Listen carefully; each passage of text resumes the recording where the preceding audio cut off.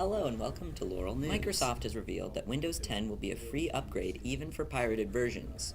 According to Reuters, the move was announced by Microsoft's Operating Systems Unit Chief Terry Myerson at the WinHeck Technology Conference in Shenzhen, China, and is designed as a way of connecting with Chinese market.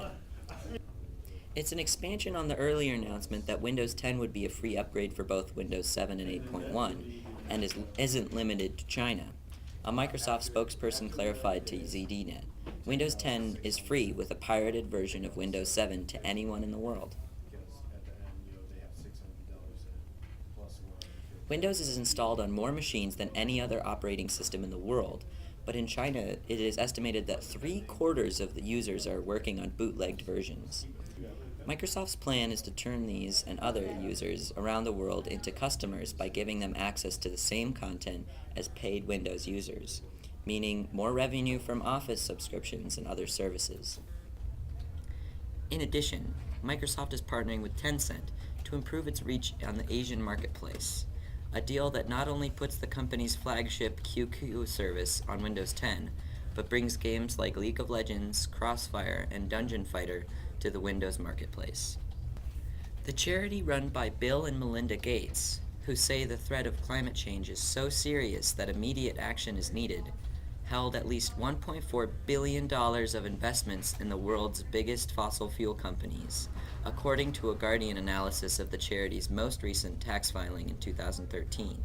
The companies include BP, which was responsible for the disaster on the Gulf of Mexico, Anadarko Petroleum, which was recently forced to pay $5 billion in environmental cleanup charge, and Brazilian mining company Vale voted the corporation with the most contempt for the environment and human rights in the world, clocking over 25,000 votes in the Public Eye annual awards. The Bill and Melinda Gates Foundation and Asset Trust is the world's biggest charitable foundation, with an endowment of over $43 billion. It has already given $33 billion in grants to health programs around the world, including one that helped rid India of polio in 2014. A Guardian campaign launched on Monday and already backed by over 95,000 people is asking the Gates to sell their fossil fuel investments. It argues, your organization has made a huge contribution to human progress, yet your investments in fossil fuels are putting this progress at great risk. It is morally and financially misguided to invest in companies dedicated to finding and burning more oil, gas, and coal. Existing fossil fuel reserves are several times greater than can be burned if the world's governments are to fulfill their pledge to keep global warming below the danger limit of 2°C. But fossil fuel companies continue to spend billions on exploration. In addition to the climate risk, the Bank of England and others argue that fossil fuel assets may pose a huge risk to pension funds and other investments, as they could be rendered worthless by action to slash carbon emissions. A landmark report citing climate change published by the Lancet Medical Journal and the University College London concluded that climate change is the biggest global health threat of the 21st century. In their annual letter in January, Bill and Melinda Gates wrote, "The long-term threat of climate change is so serious that the world needs to move much more aggressively, right now, to develop energy sources that are cheaper, can deliver on demand, and emit zero carbon dioxide." The Guardian analysis of the Gates Endowment revealed the investments in 35 of the top 200 companies as ranked by carbon held in their reserves. These included coal giants Anglo American, BHP Billington, Glencore Xstrata, and Peabody Energy, the oil majors Shell, ConocoPhillips, and Chevron, and Brazilian oil company Petrobras, currently embroiled in a corruption scandal.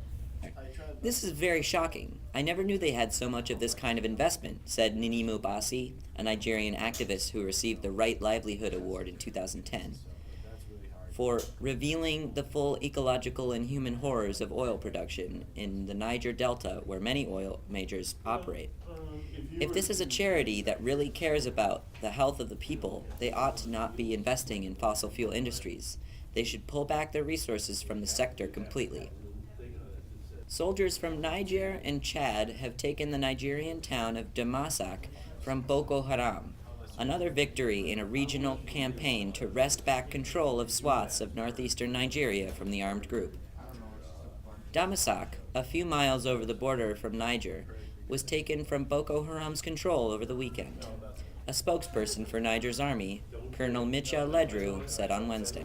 In heavy fighting, 228 rebel fighters were killed and one soldier from Niger died, Ledru said. Vehicles and motorcycles riddled with bullets littered the streets. An Associated Press photographer in the northeastern town said it was largely deserted of civilians. A group of Chadian troops transferred weapons confiscated from Boko Haram into a pickup truck. They were then taken to helicopters for transport to Niger. These weapons included AK-47 assault rifles and 50 caliber guns, rocket-propelled grenades and mortar shells. The Nigerian armed group seized Damasak with little resistance on November 24th, when the residents reported that the rebels drove in flinging firebombs and improvised explosive devices. Boko Haram has been fighting a 6-year insurgency to create an Islamic State and had taken control of large parts of Nigeria's northeast during the past year. What? Aren't rocket-propelled grenades rockets? Nope, they're different. Because rockets are purely explosives and grenades are shrapnel devices. So